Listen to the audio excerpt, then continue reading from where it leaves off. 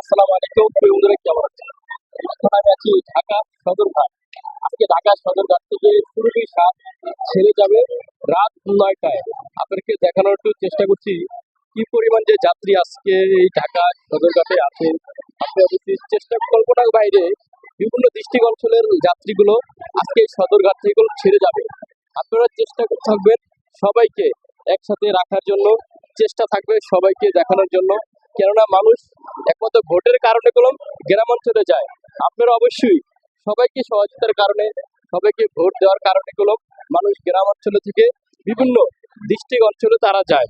অবশ্যই সবাইকে অনুরোধ থাকবে, চেষ্টা থাকবে সবার সাথে যেন একসাথে এই নির্বাচনের ভোটের সময় সবাইকে যেন দেখার সুযোগ করে দেয়, সবাইকে যেন সবার পাশাপাশি থাকার জন্য সুযোগ অনুরোধ থাকবে। অবশ্যই ভিডিওটা আপনাদেরকে মাঝে তুলে ধরেছি, আপনারা অবশ্যই সবাইকে দেখার সুযোগ করে দিবেন একজনের মাধ্যমে, পরিবারের মাধ্যমে। অবশ্যই চেষ্টা থাকবে সবাইকে ভিডিওটা শেয়ার করে দেওয়ার জন্য।